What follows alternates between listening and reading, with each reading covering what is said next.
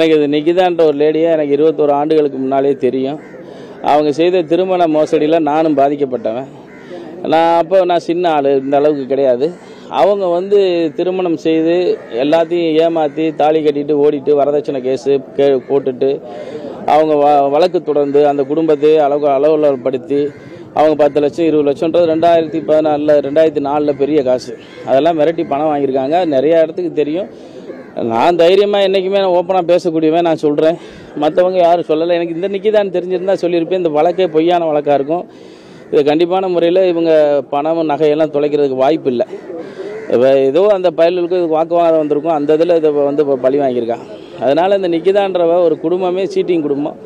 பல்வேறு குடும்பங்களில் வேலை வாங்கி தருவதாக மிரட்டியிருக்காங்க. அவங்க அப்பாவே என்கிட்ட 10 லட்சம் வாங்கிட்டு தான் அவங்க டைவர்ஸ் கொடுத்தாங்க. அது வரைக்கும் இந்த சட்டத்தை நான் எப்பயுமே அடிக்கடி நான் கோவப்படுறதுக்கு காரணம், பெண்ணுன்னா அதை ஆராயாமல் எல்லாத்துக்கும் கேஸ் போடுறது. ஆராயாமல் கேஸ் போட்டுட்டு அவங்க எழுதி கொடுக்குறதெல்லாம் பெட்டிஷனாக எடுத்துக்கிட்டு அவங்க எழுதி கொடுக்குற கதையெல்லாம் நம்பிக்கிட்டு ஒரு குடும்பங்களை சித்திரவதை பண்ணுறதை நான் அன்னைக்கு ஏற்பட்ட வழி இன்றைக்கி இந்த குடும்பமும் ஏற்பட்டிருக்கு. இவ எழுதி கொடுக்குறது இப்போ வாய்மொழியில் சொன்ன கம்ப்ளைண்ட்டாக வச்சு ஒரு அஜித்ன்ற ஒரு பையன் செத்துருக்கான். அதனால் அந்த நீதிமன்றத்தில் மேலே இருக்க அந்த மரியாதை, பெண்களுக்கு கொடுக்கக்கூடிய பாதுகாப்பை இவ அடிக்கடி தவறாக பயன்படுத்துவாள். பெண்களுக்கு கொடுக்கக்கூடிய பாதுகாப்பை இவ அடிக்கடி தவறாக பயன்படுத்தி இவ பல்வேறு விஷயங்களில் தப்பு பண்ணுறா. காரணம் பெண்ணுன்னுவா, நான் படிச்சிருக்கேன், டாக்டரேட்டில் பிஹெச்டி. அதனால் தாலி கட்டுவா, ஓடி போயிடுவா. வரதட்சணை கேஸு என்னை மேடையிலே வச்சு ஹராஸ்மெண்ட் பண்ணாங்க. மேடையிலே வச்சு எனக்கு என்ன நகை கம்மியாக இருக்குதுன்னு கேட்டாங்க. அவர் இதை சொன்னார்னு சொல்லி இந்த பெட்டிஷன்லாம் படித்து பார்த்தீங்கன்னா சிரிச்சிருவீங்க. அதனால் இந்த மாதிரி நபர்கள் சட்டத்தை தவறாக பயன்படுத்திக்கிட்டு, ஆளுமையை தவறாக பயன்படுத்திக்கிட்டு ஒரு அதிகாரமற்றவர்களை அச்சுறுத்ததை இவங்க வேலையாக வச்சுருக்காங்க. இவங்களை இதோடு முடிச்சிடணும். இந்த குடும்பம் வெளியே வரக்கூடாது.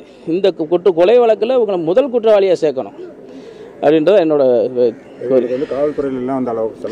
இவங்களுக்கு காவல்துறையில் செல்வாக்கு இருக்கோ இல்லையோ, ஆனால் இவங்களுக்கு காவல்துறையில் அதிக செல்வாக்கு இருக்குது. இது எப்படி செல்வாக்கு வருதுன்றத வழிதான் தெரியல இவங்களுக்கு. தலைமைச் செயலகத்தில் இவங்க தான் சொல்லுவாங்க. அப்பயே சப் கலெக்டராக இருந்தாருங்க. இந்த ஆளோட ஜெயபெருமாள் சப் கலெக்டராக இருந்தார். அந்த இன்ஃப்ளூயன்ஸை வச்சுக்கிட்டு இந்த அம்மாவும் சிவகாமியும் அரசு வேலையில் இருந்தாங்க.